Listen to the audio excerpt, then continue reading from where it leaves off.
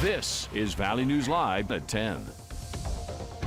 Good evening and thanks for joining us for Valley News Live at 10. It was a send-off fit for heroes as 112 veterans from the Red River Valley set off on the honor flight of North Dakota and Minnesota. The veterans got a water cannon salute as they flew out of Grand Forks Airport this morning. Look at that video of fitting tribute to the men and one woman who were on the flight. A few hours later, the crew landed in Baltimore, ready for their 3-day trip of a lifetime to the D.C. area. They were met with thank yous by staff at the airport and then started their tour. On that flight is one family with a deep connection to service. 3 brothers and one of their sons enlisted in the military. The Valley Today's Jordan Scherer has their story of how patriotism takes root in their family tree. Fighting for freedom runs in the Dudgeon family from East Grand Forks. I was always proud of it, you know. Brothers Donald, Gary, and Bill, 3 of 6 kids, every one of them joining the military. Yeah, it feels good, yeah. Wish all 6 of us could have been here. The trio, now in their 80s, served at different times in the 50s and 60s, seeing firsthand how lucky we are to call ourselves Americans. We're free in this country, and the people that we watched every day weren't. They were living under terrible conditions. With them, son and nephew Mark, also inspired to enlist. With my dad being in the service and uncles all being in the service, it was just something that we did. So it's very honored to serve our country, and to be here with them today is huge. They're taking in Fort McHenry, the birthplace of the Star-Spangled Banner during the War of 1812.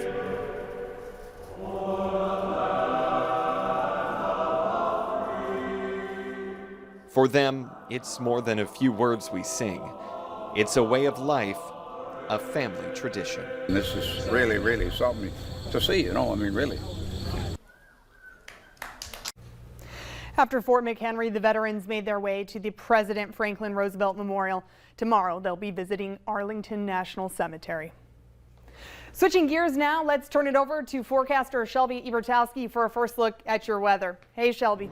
Hey, Courtney. So today we've been experiencing some lovely weather. Taking a look out of our Luther Family Ford Skycam, you can see some clear skies here in Fargo. We're currently sitting at just above 60 degrees and 63 degrees here, 57 in Moorhead. We currently do have some breezy winds out of the southeast at 8 miles an hour for us. Taking a look across the tri-state area, overall we do still see some 60s with Minot at 63. But as you take a look up along the international border, we have Langdon and Halleck in those 50s, with Langdon at 50 and Halleck at 54 degrees. However, for the Fargo planner, as we head throughout the next couple hours, we will see those temperatures decrease into those 40s, but I'll have your full hour-by-hour forecast coming up in just a few minutes. All right, Shelby, thanks so much.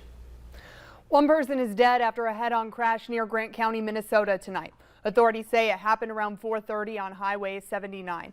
They say 23-year-old Dalton Johnson of Brandon was heading westbound when he collided with an 18-year-old from Hoffman in a Chevrolet Impala. Troopers say the 18-year-old was killed in the accident. Johnson was taken to the hospital and is expected to be okay. And a Nome, North Dakota man is seriously hurt and is facing DUI charges after rolling his UTV last night. Authorities say 51-year-old Bruce Storhoff was southbound on Cass County Highway 38. He began to swerve before rolling and being ejected from the vehicle. Storhoff is in critical but stable condition. He was arrested for a DUI. Moorhead police are looking to add more crime fighters to their roster. The department is recruiting police explorers. Every Sunday night from 7 to 9, they will hold a meeting at the station to give folks an in-depth look of what a career in law enforcement looks like. You must be 15 to 21 years in age, have no criminal record, and no drug or alcohol use is allowed. Well, 21 years ago today, the nation was stunned by acts of terror. The Twin Towers, a symbol of American success, reduced to rubble. 34 minutes later, the Pentagon pierced and in flames. A fourth hijacked plane meant to target Washington, D.C., crashing in a Pennsylvania field after passengers fought back. Nearly 3,000 people were killed. Tonight, Valley News Team's Emily White shares the story of how one Fargo native served that fateful day and how the community is paying tribute. September 11th, 2001. You can tell from a the tone of the voice, the tone of the radio calls, and we were at war. Disaster struck on American soil. Unsure of how many planes had been hijacked and how many sites had been targeted, former President George W. Bush ordered the Air National Guard to fly Combat Air Patrol, or CAP, over New York and Washington, D.C. One of those being the 119th Wing, known as the Happy Hooligans, whose base is located right here in Fargo. North Dakota Air National Guard Airman Thomas Lawrence was working as an F-16 crew chief during the attack. He was just starting his shift at the Alert Detachment, a 24/7 mission with aircraft standing by, ready to go at a moment's notice. We talked on the phone for another minute or two, then the horn went off. I go running out to the barn. They're already open. Two of the other guys that were on shift handed me my headset. The pilot was already up getting in the cockpit. I helped him get strapped in, and we launched the aircraft out. The F-16s launched that day were the first to confirm that the Pentagon had been hit. One of these aircraft still sits at the Air National Guard base in Fargo today. As Lawrence reflected on his own experiences from that day, other local heroes paid tribute to the lives that were lost, including West Fargo fireman Ben Herbst. Right when I finished, there was one of the guys at the gym reached out to me. He said, I was getting emotional just watching you do it. Firemen dressed in their full uniform, gear included, and take on a Stairmaster, completing the equivalent of 110 flights of stairs. It's definitely super emotional just thinking of the impact it had. I mean, there were not only firefighters, there were police officers, EMS personnel, all the employees in the tower and everything. So it's definitely extremely sad. And Herbst was in the 2nd grade during the attacks and watched the news on TV at school. Now he's able to participate in the challenge as an adult and firefighter with a deeper understanding of the tragedy. In Fargo, reporting, Emily White, Valley News Live. State leaders on both sides of the river released statements today on the anniversary of the September 11th terrorist attacks. Minnesota Governor Tim Walz declared today as Patriot Day in Minnesota to remember the victims and honor our first responders. He said, "We join the nation in lowering our flags to honor the extraordinary bravery of everyday American heroes who lost their lives that day." And North Dakota Governor Doug Burgum said, "Today we remember the nearly 3,000 individuals who lost their lives to those unimaginable acts of terror and honor the courageous acts by the first responders and rescue workers who risked their lives to help others."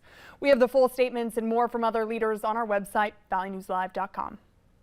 And check out this. Here's some of the sidewalk art that was done today around Fargo. The North Dakota Elite Cheer Team partnered with local first responders to host a Chalk for Heroes event in honor of 9/11.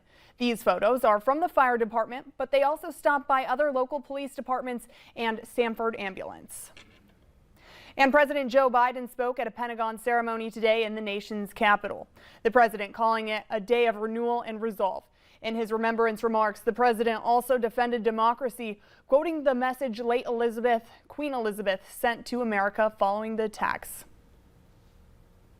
It's not enough to stand up for democracy once a year or every now and then. It's something we have to do every single day. So this is a day not only to remember, but a day of renewal and resolve.